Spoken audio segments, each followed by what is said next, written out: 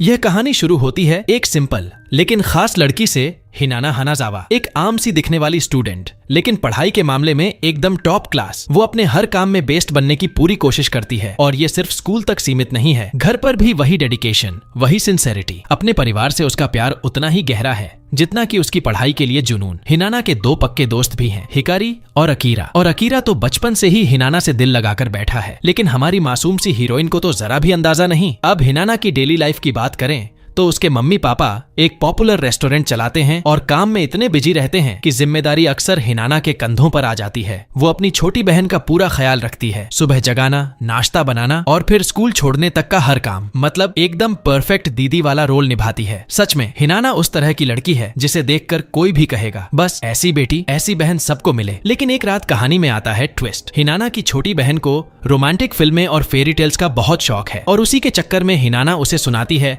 Cinderella की classic कहानी। लेकिन बहन तो टीवी की ओर इशारा करके कहती है, देखो असली प्रिंस चार्मिंग तो यही है। और उसी पल हिनाना की नजरें टिक जाती हैं स्क्रीन पर, और वो होता है उसका लव एट फर्स्ट साइट। उस फिल्म का हीरो कोई और नहीं बल्कि अयासे कैडे था, एक सुपरहिट एक्टर और एक मशहूर के पॉप बैंड का एक्स मेंबर। कैडे की हैंडसमनेस, उसका चार्म और टैलेंट ने उसे टीन गर्ल्स के बीच सुपरस्टार बना दिया है। और ये बात तो हिकारी ने पहले ही हिनाना को बताई थी, लेकिन हिनाना तो उस वक्त पढ़ाई में इतनी डूबी हुई थी कि कैडे के नाम से भी अनजान थी अब तक। लेकिन किस्मत भी कभी कभी फिल्मी मोड़ लेती है। उसी रात हिकारी का कॉल आता है और वो एक ऐसा न्यूज देती है जिसे सुनते ही हिनाना की दुनिया ही बदल जाती है। हिकारी बताती है कि उनकी स्कूल को कैडे की नई फिल्म की शूटिंग के लिए सिलेक्ट किया गया है और सबसे मजेदार बात ये कि स्टूडेंट्स को एक्स्ट्रा के तौर पर पार्ट लेने का मौका मिलेगा। ये सुनते ही हिनाना खुशी से उछल पड़ती है और फौरन हिकारी से कहती है, मेरा नाम लिस्ट में डाल देना। और फिर अगली सुबह पूरा माहौल फिल्मी हो जाता है। हिनाना, हिकारी और बाकी सारे स्टूडेंट्स शूट के लिए लाइन में खड़े हैं। उन्हें सीन में एक नॉर्मल स्टूडेंट बनकर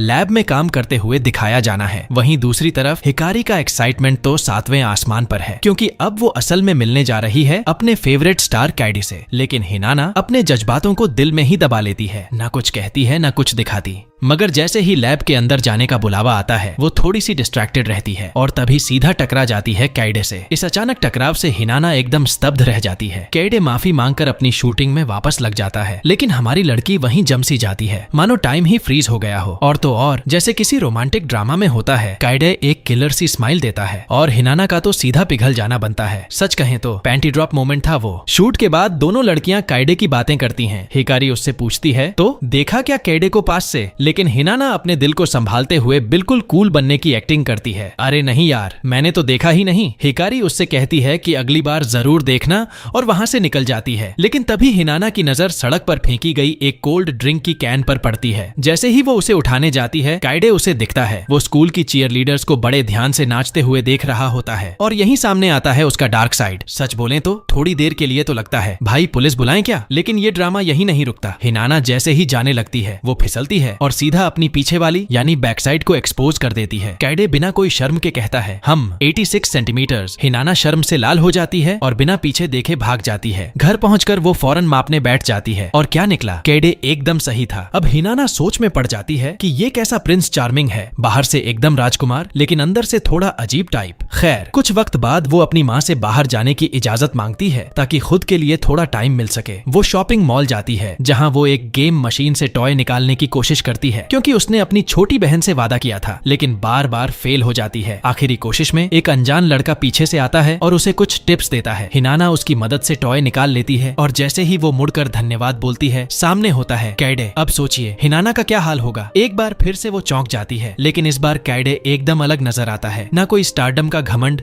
ना कोई फेक स्वैग। हिनाना थोड़ी कंफ्यूज हो जाती है और बिना सोचे समझे उसका नाम चिल्ला देती है, लेकिन ये मूव गलत साबित होता है क्योंकि आसपास की कुछ फैन गर्ल्स भी सब सुन लेती हैं। कैडे तुरंत सिचुएशन को समझ जाता है और उसका हाथ पकड़कर उसे वहां से बाहर निकाल लेता है। जैसे ही दोनों एक सेफ जगह पहुंचते हैं, हिनाना पूछती है कि वो मॉल में कर क्या रहा था। कैडे मुस्कुराते हुए कहता है, शूट करना है, लेकिन उससे पहले थोड़ी मोटिवेशन चाहिए थी। हिनाना के पास बोलने को कुछ नहीं होता, बस वो हंसकर कहती है, डोंट वरी, तुम्हारे पीछे वाले फेटिश की बात मैं किसी से नहीं कहूंगी। और फिर कहती है कि अब उसे जाना होगा क्योंकि वो एक फिल्म देखने जा रही है। जब वो चली जाती है, कैडे नोटिस करता है कि उसके जूते का सोल फटा हुआ है और ये देखकर उसके चेहरे पर एक प्यारी सी मुस्कान आ जाती है। कुछ ही देर बाद हिनाना समय पर अपनी फिल्म देखने पहुंच जाती है और जब वो अपनी उस हाथ को देखती है जिसे काइडे ने पकड़ा था तो खुद से कहती है अब ये हाथ कभी नहीं धोऊंगी। लेकिन तभी एक और फिल्मी ट्विस्ट, काइडे वहीं आ जाता है उसी थिएटर में उसी मूवी को देखने। फिल्म के दौरान हिनाना बताती है कि उसे रोमांटिक फिल्में इसलिए पसंद हैं क्योंकि वो बहुत स्वीट और दिल छू लेने वाली होती हैं। उसे सिंड्रेला की कहानी से बहुत लगाव है और जब मूवी खत्म होती है और हिनाना चुपचाप आंसू पोंछ रही होती है, काइडे अपने जूते उतारता है और हिनाना की तरफ बढ़ा देता है क्योंकि उसने देख लिया था कि उसका जूता टूट चुका है। इस पर हिनाना पहले तो इन जूतों को लेने से मना कर देती है, लेकिन काइडे की जिद के सामने आखिरकार वो हार मान जाती है। अगली सुबह हिनाना क्लास में कुछ खोई खोई सी रहती है, जैसे दिमाग कहीं और हो, ना दोस्तों की बातें सुन रही होती है, ना पढ़ाई में मन लगा रही। और तभी स्कूल के गलियारों में अचानक कुछ अजीब होने लगता है। हर तरफ लड़कियां पागल हो रही हैं क्योंकि स्कूल में एक फेमस एक्टर की एंट्री हुई है। और हाँ, हमारी लड़की को बिल्कुल भी अंदाजा नहीं था, लेकिन कैडे क्लासरूम की दहलीज पर खड़ा होता है। हर कोई उसकी तरफ दौड़ रहा है, चीख चिल्ला रहा है, लेकिन कैडे को कोई फर्क नहीं पड़ता। उसकी नजर सिर्फ और सिर्फ हिनाना पर होती है। वो सीधे हिनाना के पास आता है और उसे एक नया जूतों का जोड़ा देता है। पूरे क्लासरूम में सन्नाटा छा जाता है। सब लोग इंक्लूडिंग हिकारी और अकीरा हक्के बक्के रह जाते हैं काइडे के इस प्रिंस चार्मिंग वाले जेस्चर पर। लेकिन ये यहीं खत्म नहीं होता। काइडे घुटनों के बल झुककर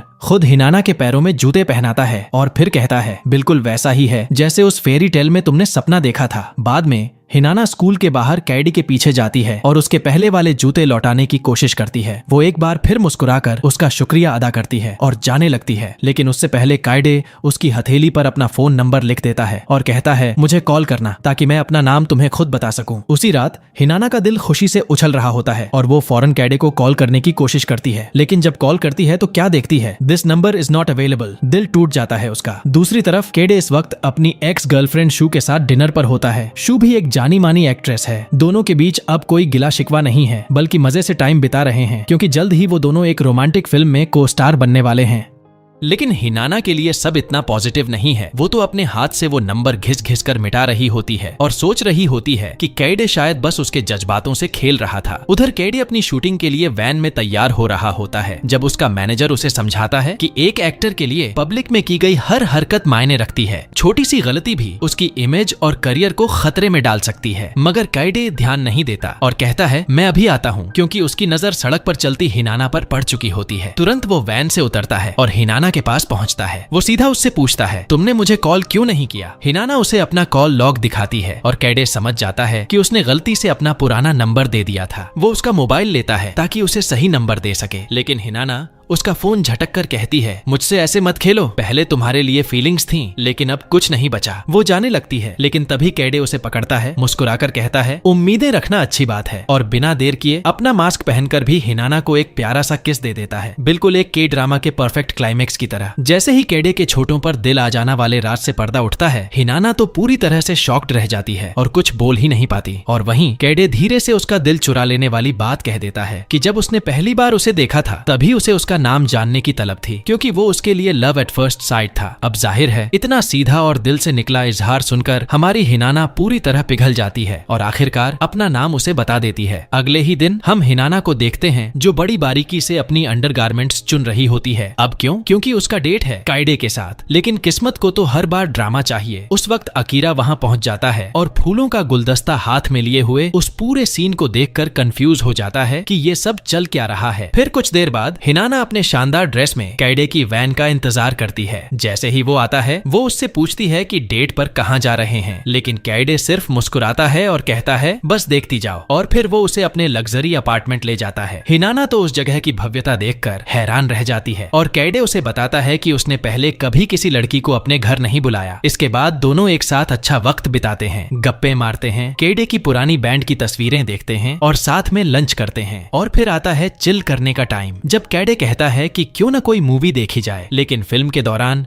वो झूठ मूठ की नींद का नाटक करता है और हिनाना थोड़ी नर्वस होकर उसे हल्के फुल्के प्यार से छूने लगती है। लेकिन तभी काइडे चालाकी से अपनी असली फीलिंग्स दिखा देता है। Instincts unleashed. हिनाना तो पूरी तरह से झटका खा जाती है और लगने लगता है जैसे अभी सीन सीधा क्राइम की तरफ चला जाएगा, लेकिन तभी टल जाता है बवाल का बम। जब उनका सीन कैडे का मैनेजर बीच में आकर रोक देता है और गुस्से में पूछता है, ये क्या कर रहे हो तुम, और ये लड़की है कौन। लेकिन उससे भी ज्यादा चौंकाने वाला पल तब आता है जब कायडे बेधड़क कह देता है, ये मेरी गर्लफ्रेंड है। ये सुनकर न सिर्फ मैनेजर बल्कि हिनाना भी हक्की बक्की रह जाती है। मगर असली धमाका तब होता है जब मैनेजर हिनाना से उसकी उम्र पूछता है और वो कहती है, मैं 16 साल की हूँ। बस वही मैनेजर को तो जैसे हार्ट अटैक आते आते बचा। इसके बाद जब हिनाना घर चली जाती है तो मैनेजर फुल गुस्से में कैडे पर भड़कता है। उसे कहता है कि ये सब करियर की बर्बादी है, ये रिलेशनशिप सही नहीं है। और इस वक्त तो वैसे भी कैडे के पास ढेरों फिल्म शूट्स चल रहे हैं, लेकिन कैडे को क्या परवाह। वो ठंडे अंदाज में कहता है, तुम्हें जो करना है करो, लेकिन मेरी लाइफ में मत घुसे रहो। और अब अगले दिन हिनाना पूरी तरह ड्रीमी मोड में चली जाती है। कैडे के मेरी गर्लफ्रेंड है वाले डायलॉग ने तो उसे 7वें आसमान पर पहुंचा दिया है और अब वो हर वक्त उसकी गर्लफ्रेंड होने की कल्पनाएं करती फिर रही है। लेकिन ये सपना ज्यादा देर नहीं टिकता, क्योंकि उसे कैडे का एक मैसेज आता है जिसमें लिखा होता है कि शूटिंग की वजह से अब कुछ दिनों तक वो नहीं मिल पाएंगे। अब कैडे की गैरहाजिरी में हिनाना के पास बहुत सारा फुर्सत का टाइम होता है, इसलिए वो वीकेंड पर आकिरा की फैमिली की फूलों की दुकान में उसकी मदद करने जाती है। वहीं एक हल्के फुल्के पल में आकिरा उसे अपने दिल की बात बता देता है कि वो उससे प्यार करता है और उसे लगता है कि वो दोनों शादी भी कर सकते हैं। लेकिन हिनाना उसे हल्के में लेती है और उसकी बात को मजाक समझती है। और उसी वक्त आकिरा को एक फूलों का ऑर्डर मिलता है और वो भी एक जानी मानी फिल्म प्रोडक्शन कंपनी के लिए। तो हुआ यूं कि फूलों की डिलीवरी की जिम्मेदारी दी जाती है हिनाना को, और जब वो फूल लेकर उस लोकेशन पर पहुंचती है तो उसे पता चलता है कि ये वही सेट है जहां कैडे अपनी नई फिल्म की शूटिंग कर रहा है। और वहीं उसकी आंखों के सामने उसका दिल चूर चूर हो जाता है। वो देखती है कि कैडे अपनी एक्स गर्लफ्रेंड शू को किस कर रहा है। अब चाहे ये सब फिल्म की शूटिंग का हिस्सा हो, लेकिन हिनाना के लिए ये सीन किसी ब्रेकअप से कम नहीं लगता। टूटे दिल के साथ वो वहां से निकलने ही वाली होती है, लेकिन तभी कैडे उसे देख लेता है और उसके पीछे भागता है। वो उसे एक प्राइवेट जगह ले जाता है ताकि किसी को शक ना हो, और फिर उसे समझाता है कि ये सिर्फ एक सीन था और कुछ नहीं। हिनाना भी बात समझ जाती है और वादा करती है कि वो उसके प्रोफेशनल काम में कोई दखल नहीं देगी। कैडे इस समझदारी से इतना इम्प्रेस हो जाता है कि सीधे उसकी नाक पर प्यार से काट लेता है और साफ कर देता है कि अब से कोई और लड़का उसकी गर्लफ्रेंड के पास नहीं भटक सकता। लेकिन इस प्यार भरे लम्हे की गवाह बनती है शू, जो दूर से देख रही होती है और उसके चेहरे पर नाराजगी साफ दिखती है। कुछ दिनों बाद कायडे हिनाना को कॉल करता है और उससे पूछता है क्या वो डेट पर चलना चाहेगी, लेकिन हिनाना बड़े ही शालीन तरीके से उसे मना कर देती है, ये कहकर कि उसके दोस्त अकीरा का बर्थडे है और वो उसके घर में पार्टी मना रहे हैं। काइडे भी सिचुएशन को समझता है, लेकिन अपने स्टाइल में कह देता है कि उसके पास एक प्लान है। फिर जैसे ही अकीरा का जन्मदिन आता है, पार्टी के ठीक पहले हिकारी उसे मोटिवेट करती है कि अब तो अपने दिल की बात हिनाना से कह ही देनी चाहिए, और दोनों पार्टी में एंटर करते हैं। लेकिन तभी होता है सबसे बड़ी ढा सरप्राइज। काइडे वहाँ प्रकट हो जाता है, सबके होश उड़ जाते हैं और हिनाना तो खासकर एकदम हक्का बक्का रह जाती है। फिर काइडे सबके सामने कन्फेस करता है कि वो और हिनाना अब रिलेशनशिप में हैं। हिकारी तो ये सुनकर खुशी से झूम उठती है, लेकिन अकीरा का दिल जैसे अंदर ही अंदर टूटकर बिखर जाता है। उसे पता चल जाता है कि काइडे जैसे सुपरस्टार के सामने उसकी कोई जगह नहीं है। खाना पीना सब नॉर्मल तरीके से चलता है, लेकिन जब दोनों लड़के अकेले होते हैं, अकीरा काइडे से एकदम सीधा सवाल कर देता है, क्या उसके हिनाना के लिए फीलिंग्स रियल हैं? क्योंकि अगर नहीं है तो उसे हिनाना से दूर रहना चाहिए। काइडे भी अब समझ जाता है कि अकीरा भी उसकी गर्लफ्रेंड के लिए फील करता है, इसलिए मजबूती से कहता है कि उसकी फीलिंग्स एकदम सीरियस हैं। इस पर अकीरा जवाब देता है कि वो हार मानने वालों में से नहीं है। और फिर पार्टी खत्म होने के बाद जब हिनाना अपने बॉयफ्रेंड को गुड बाय कह रही होती है, काइडे उसे बता देता है कि अब उसके प्यार में मुकाबला शुरू हो गया है और वो हारने वाला नहीं है। अगले ही दिन हिनाना काइडे के अपार्टमेंट जाती है और जैसे ही दरवाजा खोलती है, बॉलीवुड मूवी जैसा सीन, काइडे उसे आधा न्यूड मिल जाता है। हिनाना तुरंत अपनी आंखें बंद कर लेती है और वहीं काइडे शुरू हो जाता है अपनी चुलबुली छेड़छाड़ के अंदाज में। दोनों का ये छोटा सा रोमांटिक टाइम एकदम क्वालिटी मोमेंट बन जाता है। और तभी काइडे अपनी रिलेशनशिप को अगले लेवल पर ले जाते हुए उसे अपने अपार्टमेंट की चाबी देता है, ये कहते हुए कि जब भी तन्हा महसूस हो वो आ सकती है। और ये सुनकर हिनाना की खुशी का तो कोई ठिकाना ही नहीं रहता। लेकिन इस लव स्टोरी की चमक के पीछे कुछ परछाइयां भी हैं, क्योंकि कुछ दिनों बाद काइडे जब एक रेस्टोरेंट में अकेले खाना खा रहा होता है, तभी उसकी नजर अपनी पुरानी बैंड के दोस्तों पर पड़ती है। लेकिन वो सब उसे देखकर भी पूरी तरह इग्नोर कर देते हैं, जैसे उनके बीच कुछ बहुत बुरा हुआ हो। और ये बात काइडे को अंदर से बहुत चुभती है, क्योंकि कभी ये लोग उसके सबसे अच्छे दोस्त हुआ करते थे। उस रात जब वो अकेला अपने सोफे पर लेटा होता है, तो बीते लम्हे उसकी आंखों के सामने घूमने लगते हैं। वो पल जब वो अपनी बैंड के दोस्तों के साथ था, सब कुछ कितना खूबसूरत था। टीम एकदम यूनाइटेड थी। लेकिन फिर केडे ने फैसला किया कि वो बैंड छोड़कर अपनी एक्टिंग करियर पर फोकस करेगा। यही फैसला उनके रिश्तों में दरार डाल गया, क्योंकि केडे उस ग्रुप का लीडर था और उसके जाने से बैंड पूरी तरह बिखर गई। दूसरी तरफ हिनाना की लाइफ में भी तूफान आने वाला है। जब वो स्कूल में होती है तो कुछ लड़कियों को काइडे की नई फिल्म और उसकी एक्स शू के बारे में बात करते सुनती है। सब कह रहे होते हैं कि वो दोनों फिर से साथ आ जाएंगे, क्योंकि उनकी केमिस्ट्री ऑन स्क्रीन आज भी जबरदस्त है। ये सब सुनकर हिनाना का दिमाग घूम जाता है। वो सोचने लगती है कि शू तो हर लिहाज से उससे बेहतर है, फिर उसका कैडे के साथ क्या चांस बनता है। वो अपनी एक दोस्त से भी ये बात शेयर करती है, जो सीधा बोल देती है कि शू जैसी लड़की से कोई मुकाबला नहीं कर सकता। लेकिन फिर भी हिनाना हार मानने वाली नहीं होती। वो तय कर लेती है कि वो अपने प्यार के लिए लड़ेगी। इसी जज्बे के साथ वो कैडे के अपार्टमेंट पहुंच जाती है, क्योंकि उसने तो खुद कहा था कि जब चाहे आ सकती है। लेकिन जैसे ही वो अंदर जाती है, उसकी नजर एक जोड़ी हाई हील्स पर पड़ती है, और जैसे ही वो अंदर जाकर देखती है तो उसका दिल टूट जाता है। वो तुरंत वहां से भागती है और पीछे पीछे कैडे भी आता है। लेकिन हिनाना गुस्से में होती है और कह देती है कि वो उससे अब कुछ भी सुनना नहीं चाहती। उसे अब समझ आ गया है कि कैडे ने उसके जज्बातों के साथ सिर्फ खेला है। इस हादसे के बाद हिनाना पूरी तरह टूट जाती है और अपने बिस्तर से बाहर तक नहीं निकलती। लेकिन जब अकीरा को उसके बारे में पता चलता है तो वो उसके घर पहुंच जाता है। हिनाना जब धीरे से उठती है तो अकीरा उसे पीछे से पकड़कर दिलासा देता है और समझाता है कि काइडे का सोचना बंद करो, वो सिर्फ दर्द ही दे रहा है। और फिर पहली बार अकीरा उसे अपने दिल की बात कह देता है। हिनाना एकदम हैरान रह जाती है, क्योंकि उसने अकीरा को कभी दोस्त से ज्यादा नहीं समझा था। और जब वो कुछ नहीं कह पाती, अकीरा उसे स्पेस देता है और समझ जाता है कि शायद सब कुछ बहुत जल्दी हो गया। कुछ दिन बाद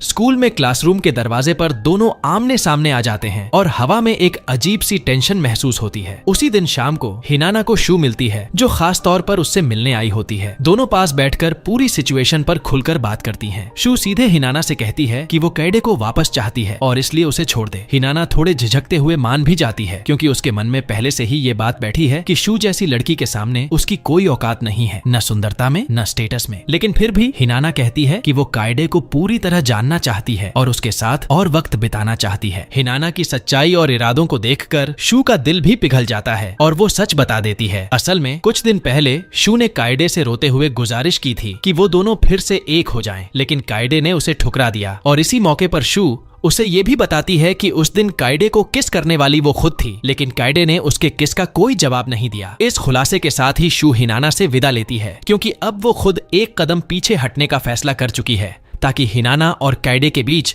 जो सच्चा प्यार है वो खुलकर बह सके। उधर रात को हिनाना को कैडे की विजिट मिलती है, जो उससे माफी मांगता है उस दिन हुई गलतफहमी के लिए, और पहली बार दिल खोलकर अपने जज्बात बयां करता है कि कैसे वक्त के साथ साथ वो उससे और भी ज्यादा प्यार करने लगा है और अब उसकी जिंदगी में सबसे जरूरी चीज सिर्फ हिनाना है। लेकिन क्योंकि काइडे एक पॉपुलर एक्टर है और अपनी पब्लिक इमेज को लेकर हमेशा सतर्क रहना पड़ता है, वो अगले ही दिन एक पूरा का पूरा park on for attractions privately rent कर लेता है, ताकि सिर्फ वो दोनों वहां एंजॉय कर सकें। और फिर क्या था, हमारे टॉटॉलवर्स जी भरकर उस पार्क का मजा उठाते हैं। कभी रोलर कोस्टर की चीखें, कभी हॉर्स राइड्स की हंसी और बीच में ठंडी ठंडी आइसक्रीम का मजा। लेकिन जैसे ही रात होती है, हिनाना को घर लौटना पड़ता है, क्योंकि उसे अपनी छोटी बहन की देखभाल करनी है। तब काइडे डेट के एंड पर उसे एक स्पेशल गिफ्ट देता है। हिनाना को लगता है कि शायद उसे एक रोमांटिक किस मिलने वाला है, लेकिन जब वो आंखें खोलती है तो हैरान रह जाती है। केडे उसे एक प्यारी सी चेन गिफ्ट करता है, जिसमें एक छोटा सा जूतियां लटका होता है, और उसके साथ वो कहता है I am really happy to be your boyfriend. और इसी के साथ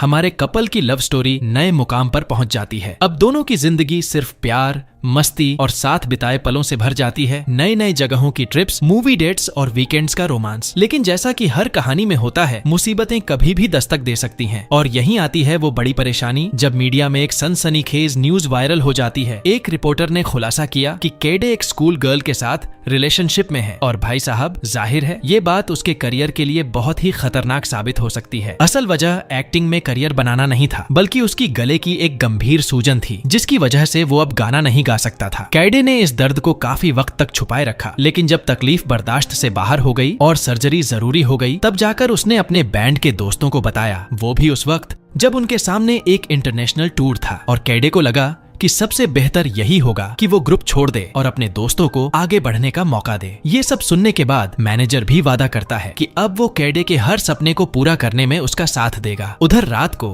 हिनाना उस बातचीत के बारे में सोचती रहती है और फिर एक बड़ा फैसला ले लेती है। अगले दिन वो केडे से मिलती है और माफी मांगती है। कहती है कि शायद उसी की वजह से उसकी जिंदगी में इतनी उलझनें आईं, इसलिए अब वक्त आ गया है कि इस छोटे से फेरी टेल को यहीं खत्म कर दिया जाए। हिनाना रोते हुए उसका साथ छोड़ देती है और सबसे बुरा ये कि ये सब कुछ उसके जन्मदिन के दिन हो रहा होता है। वक्त बीतता है और फिर कैडे एक प्रेस कॉन्फ्रेंस रखता है जहां वो सबके सामने ये कबूल करता है कि हाँ, वो एक स्कूल गर्ल को डेट कर रहा था, लेकिन अब ऐसा दोबारा कभी नहीं होगा। वो मानता है कि उससे गलती हुई और अब वो खुद को सिर्फ अपने करियर को समर्पित करना चाहता है। कैडे के ये शब्द सुनकर हिनाना का दिल चकनाचूर हो जाता है। वो अकेली छत पर जाकर बैठ जाती है, लेकिन तभी अकीरा वहाँ आता है और उसे पीछे से गले लगाकर हौसला देता है। कहता है, रोना है तो रो ले, मैं हमेशा तेरे साथ हूँ, एक सच्चे दोस्त की तरह। और अब हम सीधे 3 साल बाद के टाइम स्किप पर आ जाते हैं, जहाँ कैडे एक इंटरनेशनल अवार्ड जीतता है, उन चंद जापानी एक्टर्स में से एक बनकर जिसने वाकई दुनिया का दिल जीत लिया। उधर उसका मैनेजर सभी गिफ्ट्स को देख रहा होता है जो लोग कैडे को भेजते हैं और उन्हीं में उसे एक लेटर मिलता है, लेकिन कैडे को आते देख वो उसे चुपचाप छुपा देता है। और आप सोच रहे होंगे हिनाना का क्या हुआ? तो जनाब, उसने अकीरा के साथ अपनी बॉन्डिंग को और भी मजबूत किया। उसके बर्थडे पर अकीरा उसे एक मूवी टिकट गिफ्ट करता है, वो भी उसी फिल्म की जो हिनाना को सबसे ज्यादा पसंद है। लेकिन अब लौटते हैं हमारे हीरो की तरफ, जिसका मैनेजर उसकी जापान वापसी पर एक ग्रैंड पार्टी ऑर्गेनाइज करता है